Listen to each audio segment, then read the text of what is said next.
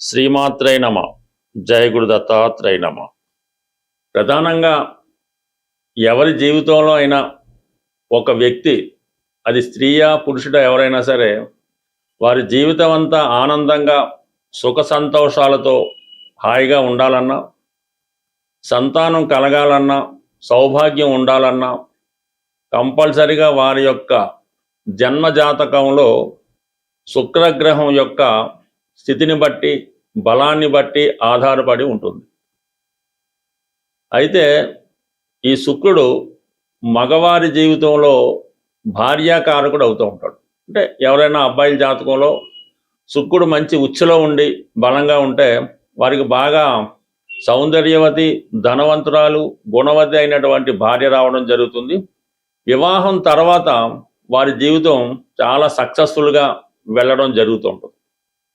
అదే అబ్బాయిల జాతకంలో శుక్రుడు బలహీనంగా ఉన్న, నీచలో ఉన్న, పాపగ్రహాలతో కలిసి ఉన్న వారికి అనుకూలమైనటువంటి భార్య రాదు సరికదా. వివాహం తర్వాత వాళ్ళ జీవితం చాలా స్ట్రగుల్ పడవలసి ఉంటుంది. ఉదాహరణకు ఉద్యోగం పోవడం కానీ, పేరెంట్స్తో విభేదాలు రావడం కానీ, ఆర్థిక పరంగా చితికిపోవడం కానీ, వ్యసనపడవడం కానీ, ఇవన్నీ వివాహం తర్వాత జరుగుతున్నాయంటే వారి యొక్క జీవితంలో వాళ్ళకి ఈ పతనానికి వాళ్ళ భార్య అయితే కారణం కాదు. ఇతని జాతకంలో ఉన్నటువంటి శుక్రుడు మాత్రమే కారణమవుతుంటాడు. అందుకని శుక్రుడు ప్రధానంగా కారకత్వం వహించిన విషయాల్లో మెయిన్ సంతానం ఒకటి. వివాహం తర్వాత సంతానం కలగపోవడానికి కానీ, సంతానం ఆలస్యం అవడానికి కానీ శుక్రుడే కారణం అవుతుంటాడు. అంటే శుక్రకణాలు, అది సైన్స్ పరంగా వెళ్తే అది డెప్త్ సబ్జెక్ట్ అవుతుంది. బట్ ఏదైనా శుక్రుడి బట్టే సంతానం కలుగుతుంది. ఒకరి జీవితంలో పెళ్ళైన తర్వాత మొత్తం అందరూ అమ్మాయిలే, ఆడపిల్లలే పుడుతున్నారు అయినా దానికి శుక్రుడే కారణం అవుతూ ఉంటాడు. లేదా అందరూ అబ్బాయిలే కలుగుతున్నారు అయినా కూడా శుక్రుడే కారణం అవుతుంటాడు. రిపీటెడ్గా గర్భస్రావం జరుగుతూ ఉంటుంది, అంటే ప్రెగ్నెన్సీ పోవడం జరుగుతుంటుంది, 2-3 సార్లు కూడా పోవడం జరుగుతుంటుంది. దానికి కూడా శుక్రగ్రహమే కారణం అవడం జరుగుతూ ఉంటుంది. మనిషి యొక్క జీవితంలో చెడు అలవాట్లకి, వ్యసనాలకి కూడా మరి శుక్రుడే కారణం. అలాగే ఈ రొమాన్స్కి, ఈ లవ్ అఫేర్స్కి, అక్రమ సంబంధాలకి, వాట్ ఎవర్ ఇట్ మేబీ, జీవితంలో ఒక సంతోష గడియలు రావాలన్నా శుక్రగ్రహం బలం ఆధారపడి ఉంటుంది. మరి ఖరీదైనటువంటి వాహనాలకి, అలాగే ఖరీదైనటువంటి నగలకి, వివాహానికి, వివాహం తర్వాత జీవితానికి, శృంగార జీవితానికి కూడా శుక్ర బలాన్ని బట్టి ఆధారపడి ఉంటుంది. ఉదాహరణకి జన్మజాతకంలో, స్త్రీల జాతకంలో శుక్రుడు బలంగా ఉంటే, అంటే మంచి స్వక్షేత్రంలో కానీ, ఉచ్చులో కానీ ఉన్నప్పుడు చాలా వాళ్ళు పవిత్రంగా, మరి చాలా సౌకర్యవంతంగా, పవిత్రంగా, చాలా డీసెంట్ బిహేవియర్తో కలిగి ఉంటారు. అది ఉదాహరణకి ఎంఎస్ సుబ్బలక్ష్మి గారు లాంటి వాళ్ళు, పి సుశీల్ లాంటి వారు, ఎస్ జానకి లాంటి వాళ్ళు జీవితంలో అంటే వాళ్ళు కళారంగంలో కూడా రాణించడం జరుగుతుంది. కాబట్టి ఈ శుక్రుడు బలాన్ని బట్టి కూడా అది రాణిస్తూ ఉంటుంది. అదే శుక్రుడు నీచలో ఉండి బలహీనంగా ఉంటే ఈ టీవీ యాంకర్లుగానో, మామూలుగా ఏంటంటే స్ట్రీటు, ఇలాగా చాలా వరకు వాళ్ళు రావడం జరుగుతుంటుంది. బట్ ఏదైనా ప్రస్తుతం ఈ శుక్రగ్రహం మనకి ఈ సింహరాశిలో సంచరిస్తూ రేపు ఆగస్టు 1వ తారీఖున కన్యారాశి అయినటువంటి తన నీచ రాశిలోకి ప్రవేశించడం జరుగుతుంది. మరి దీని సందర్భంగా ఏ ఏ రాశుల వారికి ఎటువంటి ప్రభావం చూపుతుందన్న విషయాన్ని మనం ఈ వీడియోలో రాశుల వారిగా తెలుసుకునే ప్రయత్నం చేద్దాం. కన్యారాశి వారికి శుక్రుడు ధన భాగ్యాధిపతి, చాలా ముఖ్యమైనటువంటి గ్రహం. ఎవరి జాతకంలో అయినా సరే, వారి జాతకంలో ఎన్ని కొందల యోగాలు ఉన్నా శుక్రుని యొక్క స్థితి, అంటే భాగ్యాధిపతి బలంగా ఉంటేనే ఆ జాతకుడు యొక్క ఇతర గ్రహాల ఫలితం జాతకుడు పొందడం జరుగుతూ ఉంటుంది. సో ఎందువల్ల కంప్లీట్గా కన్యారాశి వారికి శుక్రుడు చాలా ఇంపార్టెంట్ అయినటువంటి గ్రహం. అయితే అదృష్టమో దురదృష్టమో నేను చెప్పలేను, కానీ అటువంటి శుక్రుడు కన్యారాశిలో నీచ పొందడం జరుగుతుంది, అంటే బలహీన పడుతున్నాడు. అంటే శుక్రుడు బలహీన పడటం వల్ల ఏంటంటే శుక్రుడు సంబంధించినటువంటి సర్వ సౌఖ్యాలు కూడా జాతకుడు పొందలేకపోతుంటాడు. ఎంతో పూర్వపుణ్యం చేసుకొని ఈ జన్మలో అత్యంత నియమ నిష్టలతో పవిత్రంగా ఉన్నవాళ్ళు మాత్రమే ఈ శుక్రుడు అనుకూలించడం జరుగుతుంది. లేని పక్షంలో ఈ కన్యారాశి వారికి స్త్రీల వలన ఇబ్బందులు, ఎంత టాలెంట్ ఉన్నప్పటికీ కూడా తన అర్హతకు తగినటువంటి ఉద్యోగం సంపాదించలేకపోవడం, అలాగే తన దగ్గర విద్య నేర్చుకున్న వాళ్ళు, తనతో చదువుకున్న వాళ్ళు చాలా ఉన్నత స్థాయికి వెళ్ళడం, వారి కింద వీళ్ళు ఉద్యోగం చేయడం, మరి వీళ్ళకన్నా తక్కువ స్థాయి వాళ్ళ దగ్గర ఉద్యోగం చేయవలసి రావడం ఎక్కువ జరుగుతుంటుంది. అందుకని వీళ్ళు ఎక్కువగా ఈ సెక్రటరీలుగా ఉంటుంటారు. అంటే ఐఏఎస్ దగ్గర సెక్రటరీగా ఉండొచ్చు, మినిస్టర్ల దగ్గర ఉండొచ్చు, ఎమ్మెల్యేల దగ్గర ఉండొచ్చు. ఒకళ్ళ సహాయకులుగా ఉంటూ వీళ్ళ తెలివితేటలతో వాళ్ళని పైకి తీసుకురావడం జరుగుతూ ఉంటుంది. అంటే వాళ్ళతో పాటు ఉన్నప్పటికీ కూడా వారంత అదృష్టం వీరికి రావడం జరగదు. బికాజ్ ఈ శుక్రగ్రహం రాశి అందు నీచపడడం వల్ల. అలాగే వివాహ విషయంలో కూడా స్త్రీలు ప్రధానంగా ఈ రాశిలో జన్మించిన వాళ్ళు ఎక్కువగా సేవకా వృత్తిలో, సబార్డినేట్ వృత్తిలోనే ఉంటుంటారు. అంటే ఎక్కువ వైద్య వృత్తి ఎన్నుకోవడానికి కూడా ఈ కన్యరాశిలో శుక్రుడు నీచపడమే కారణం అవుతుంది. కన్యరాశి వారు ఎక్కువగా మెడికల్ విద్యలో అంటే డాక్టర్ దగ్గర నుంచి, నర్సుల దగ్గర నుంచి ఆఖరి క్లాస్ 4 వరకు కూడా ఇందులో ఉండడానికి కూడా వారి జాతకంలో శుక్ర బలాన్ని బట్టి ఆధారపడి ఉంటుంది. కన్యారాశిలో జన్మించారు, శుక్రుడు బలంగా భాగ్యస్థానంలో బ్రహ్మాండంగా ఉన్నాడు, మంచి గైనకాలజిస్టు ఇలాగ మంచి డాక్టర్గా రాణించే అవకాశం ఉంది.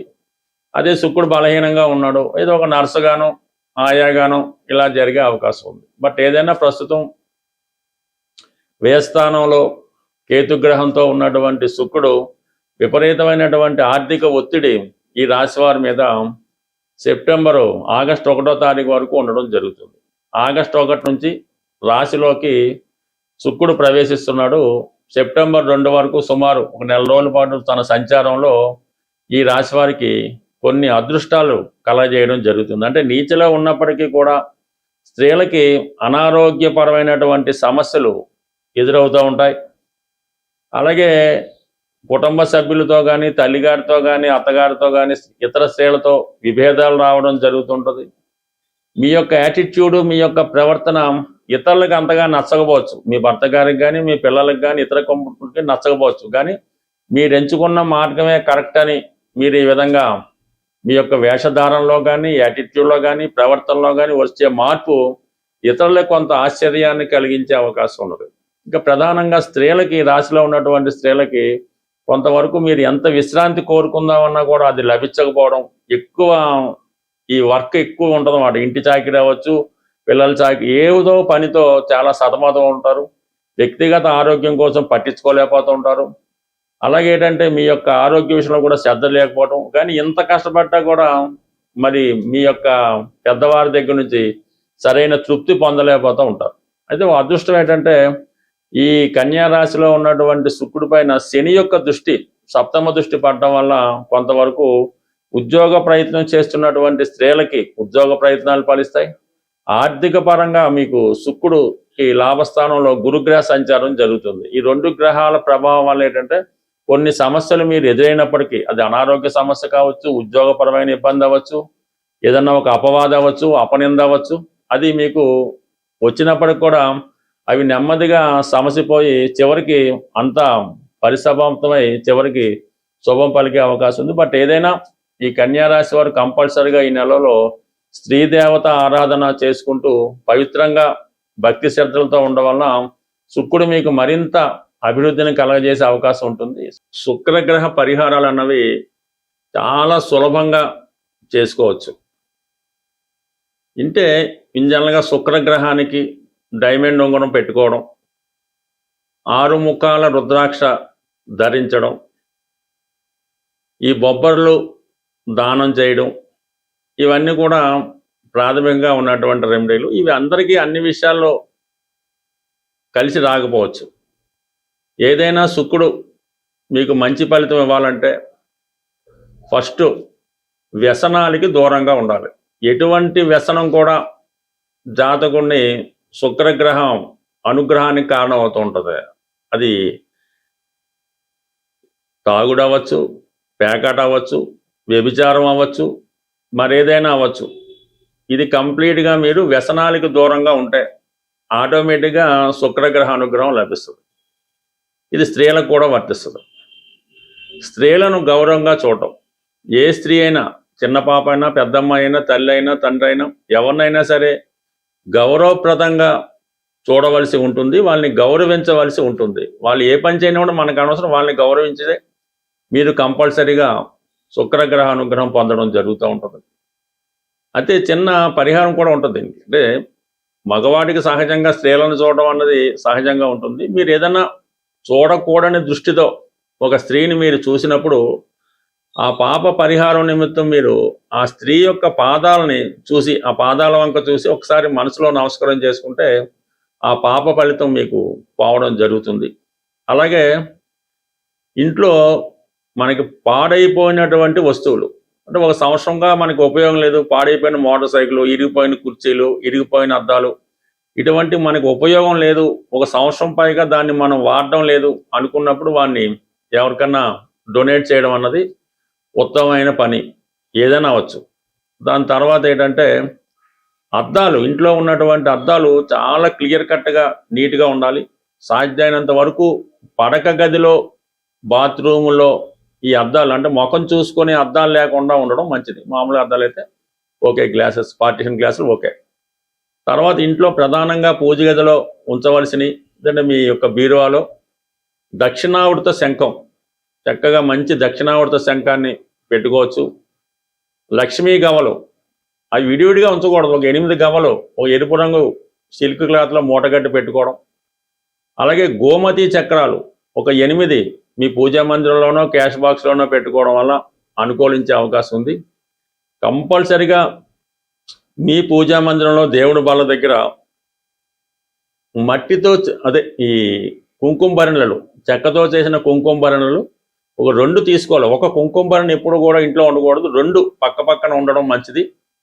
ఒక కుంకుమ భరణలో పసుపు, మరొక కుంకుమ భరణలో కుంకుమ, సింధూరం, అంటే ఈ 2 కూడా పక్క పక్కనే పెట్టి అవే అమ్మవారి రూపంలో మీరు పూజించడం వల్ల కూడా మీకు అనుగ్రహం కలుగుతుంది. అలాగే మరి ఈ పూర్వకాలంలో చేట, ఈ ఎదురు బద్దలతో చేసిన చేట ఉండేది, ఇప్పుడు వాడకం అది తగ్గిపోయింది. కంప్లీట్గా మీ ఇంట్లో మాత్రం పూజా మందిరంలోనో మీ వంటగదిలోనో ఎక్కడో దగ్గర మాత్రం ఒక చేట అన్నది కంపల్సరీగా ఉంచవలసి ఉంటుంది. దానికి అలా కొత్తది కొన్న పశుపతి రాస్తూ ఉంటారు, ఆ విధంగా ఒక చేట మీ ఇంట్లో ఉంచడం. ఈ పూర్వకాలంలో ఈ ధాన్యం అది కొలుచుకునే ఈ కొంచెం సేరు, అర్ధ సేరు తవ్వ అని ఉండేవి. మీ యొక్క స్థాయిని బట్టి అది వెండిదైనా పర్లేదు, ఇనపదైనా పర్లేదు, ఒక కొంచెం కానీ కొలిసే సాధనం అది ఒక డిజైన్ ప్రత్యేకంగా ఉంటుంది. అది కూడా మీ యొక్క పూజా మందిరంలో కానీ స్టోర్ రూమ్లో కానీ ఇది ఉంచుకోవడం వల్ల కూడా మీకు లక్ష్మీప్రదంగా రావడం జరుగుతుంటుంది.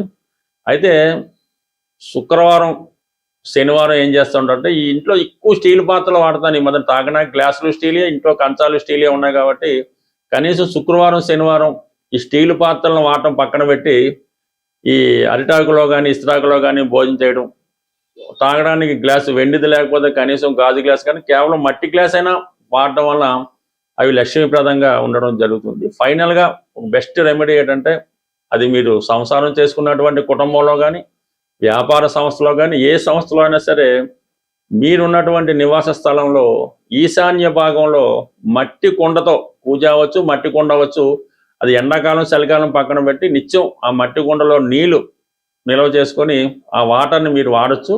వేరే విధంగా పూజకు ఉపయోగించుకోవచ్చు. ఈ మట్టి కుండలో నీరు ఈశాన్య భాగంలో పెట్టడం వల్ల మీకు భూతత్వం యాక్టివేట్ అయ్యి నిత్యం ఆ సంస్థ, ఆ గృహం కలకలాడుతూ ఉంటుంది. స్వస్తి.